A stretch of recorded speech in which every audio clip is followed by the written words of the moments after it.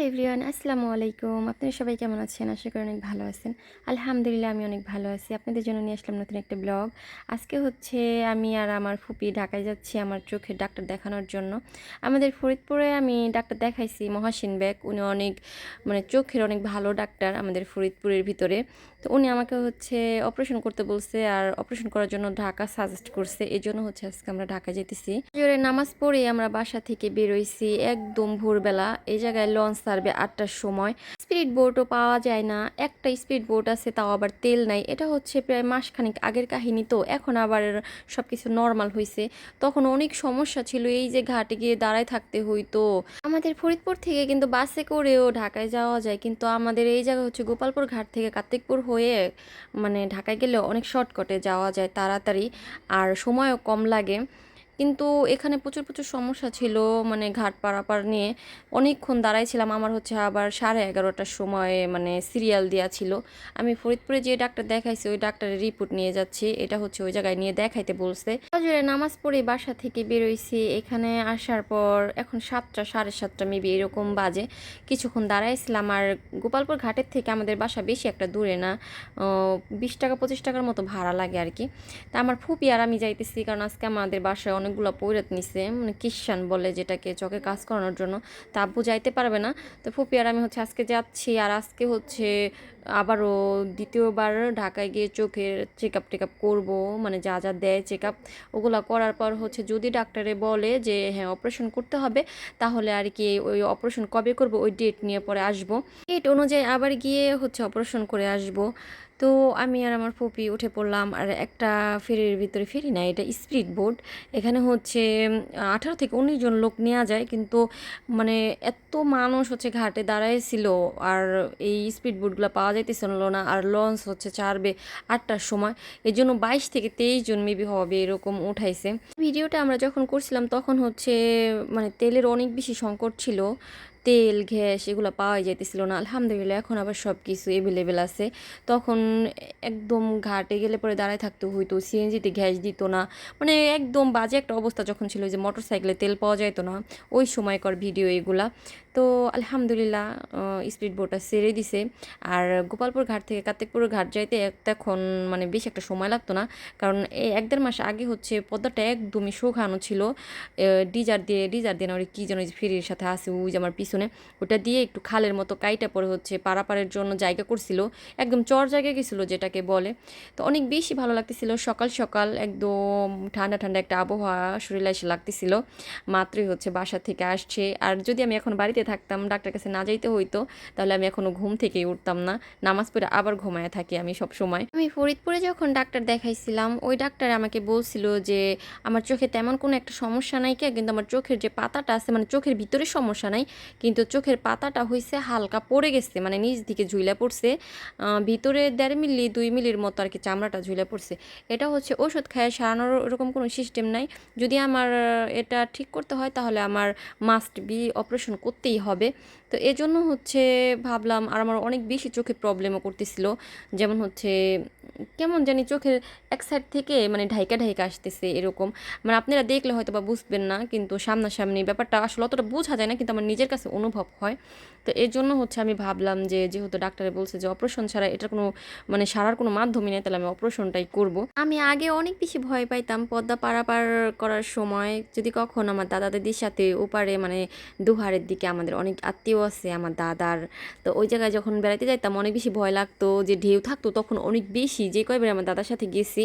কিন্তু মাশাল্লাহ এই যে এইবার আসলাম না দেশে আসার পরে, এখন দেখলাম যে পদ্মা অনেকটাই ছোট হয়ে গেছে, আর কোনো ঢেউ নাই, শান্ত একদম, মনে হইতেছে যে একটা নদী পার হইতেছি। কিন্তু এই যে এই অবস্থায় এখন আবার হচ্ছে বর্তমানে প্রচুর পানি হয়ে গেছে, যেহেতু এখন বর্ষার দিন, এখন তো পানি হবে। কিন্তু এই ভিডিওটা যখন করছিলাম তখন অনেক কম ছিল, আশেপাশে অনেক মানুষের ধান লাগাইছে, কতজনে ধান কাইটে নিতেছে, আর এত সুন্দর চর জাগছে, দেখার মতো দৃশ্য, একদম অনেক ভালো লাগতেছিল। মার্শাল্লাতে আমরা একটু টুক টুক টুক করতে করতে হচ্ছে প্রায় কাছাকাছি চলে আসছি। এখন হচ্ছে সবাই ভাড়া দিতেছিল, মাস্ক পরে এই আঙ্কেলটা হচ্ছে ভাড়া গোলমাল করে ফেলছে কিরকম ভাবে যেন। এক একজনের তখন 200 করে ভাড়া ছিল, তারপরে আবার একবার গেছিলাম তখন আবার দেখলাম যে 180 টাকা করে ভাড়া। তো যখন যার কাছে যেরকম রাখতে পারে, তখন আবার তেলের সংকট ছিল তো ভাড়াটা একটু বেশি নিত। এই যে দেখুন আমরা কার্তিকপুর ঘাটে চলে আসছি, আর এই পারের দৃশ্যটা বোর্ডটাও মাশাআল্লাহ এত বেশি সুন্দর। স্পিড বোটটা থামার সাথে সাথে সবাই এত বেশি তাড়াহুড়া করে নামতেছিল, আর সবারই তাড়া ছিল। আমার আশেপাশে যারা আসছে না তাদের কেউ ডাক্তারের কাছে যাবে, কেউ ঢাকায় কাজের জন্য যাচ্ছে, ম্যাক্সিমাম মানুষই হচ্ছে ডাক্তারের কাছে যাচ্ছে। কারণ এত সকালবেলায় ডাক্তারের কাছে না গেলে পরে কেউ মনে হয় আসে না, নাকি আল্লাহ জানে। বেশ কিছু লোক ছিল যে ডাক্তারের কাছে যাইতেছে। আর আমরা আজকে যাচ্ছি হচ্ছে ঢাকা ধানমন্ডি 32 নম্বর বাংলাদেশ আই হসপিটালে। ওটা নাকি অনেক ভালো একটা হসপিটাল, মানে বাংলাদেশের ভিতরে অনেক ভালো চক্ষু হাসপাতাল। তো জানি না কীরকম, এটা আমার ফার্স্ট টাইম। আমি আর আমার ফুপি যাচ্ছি, সবাই আমাদের জন্য দোয়া করবেন। ঘাটে তাড়াহুড়া করে নামারও একটা কারণ আছে, সিএনজি। কারণ আপনি যত তাড়াতাড়ি করে হচ্ছে ঘাটে উঠে সারা সিএনজি ধরবেন, তত তাড়াতাড়ি আপনার জন্য ভালো। একটা সিএনজিতে হচ্ছে পিছনে 3 সিট, সামনে 2 সিট, 5 সিট। 5 জন মানুষ না হইলে পরে সিএনজি ছাড়ে না। তো আপনি যদি তার সাথে সাথে মানে ফার্স্টে যায় এই সিএনজি ধরতে পারেন, তাহলে মনে করেন যে আর 2 জন বা 3 জন ওরা যোগায় তাড়াতাড়ি সিএনজিটা ছেড়ে দিবে। না হলে ওই সেই যে 2 জন একজন লোকের জন্য এই যে বসে থাকতে হয়। মাশাল্লাহ মাশাল্লাহ, এই যে দেখুন বাংলাদেশ আই হসপিটাল আমরা চলে আসছি। আমরা অনেক সকাল সকাল তাড়াতাড়ি করে ঝড়ের বেগে চলে আসছি। আইসা সাইরে দেখি হসপিটালটা মাত্রই খুলছে।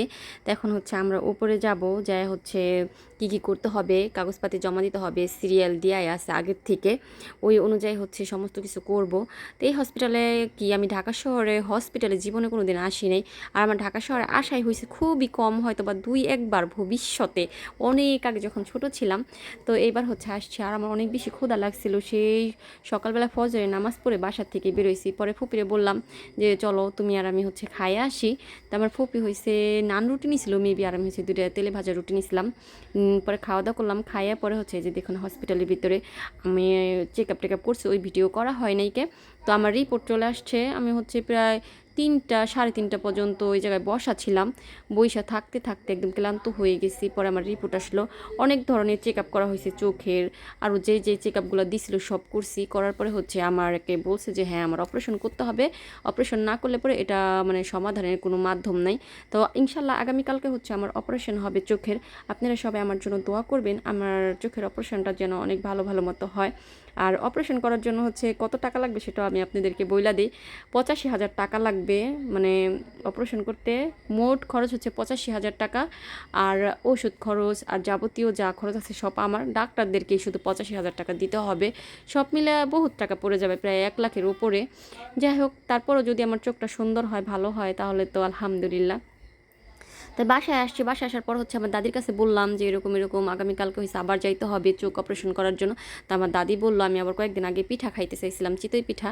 পরে দাদি বললো তাই আমার চোখ অপারেশন করলে পরে যদি আমার মানে আমি ওইরকমভাবে কোনো কিছু খাইতে না পারি, যদি অসুস্থ হয়ে যাই, মুরব্বী মানুষ তো, এটা ভাইবে। পরে হচ্ছে আমার দাদি আর আমার ভাবি হচ্ছে আজকে চাল কুটলো, পিঠা বানাবে। পিঠা খাইয়া পরে হচ্ছে কালকে ইনশাল্লাহ যাবো চোখ অপারেশন করার জন্য। আপনারা সবাই আমার জন্য অনেক বেশি দোয়া করবেন। সিরিয়াসলি আমি অনেক বেশি নার্ভাস ছিলাম তখন ওই সময়টাতে, যে না জানি কি না কি হবে। আর এই জায়গায় কিন্তু এই যে চাল মানে চালতেছে, এটা কিন্তু আমি, আর আজকে কিন্তু আমাদের অনেকগুলো চাল ভিজাইছে, আমার ফুপিদেরকেও সাথে দাওয়াত দেওয়া হয়েছে। নাম আমার কাম সবার। যাই হোক, আজকের ব্লগটা এ পর্যন্তই, দেখা হবে নেক্সট ব্লগে। সে পর্যন্ত ভালো থাকবেন, সুস্থ থাকবেন। Thank you for watching video. আর আমার ভিডিওটা আপনাদের কেমন লাগলো অবশ্যই কমেন্ট করে জানাবেন। আর আপনারা সবাই আমাকে আগের মতোই সাপোর্ট করবেন। ইনশাল্লাহ আমি চেষ্টা করব আপনাদের সাথে এখন থেকে রেগুলার সুন্দর সুন্দর ব্লগ শেয়ার করার জন্য। তো আল্লাহ হাফেজ আপনাদের সবাইকে।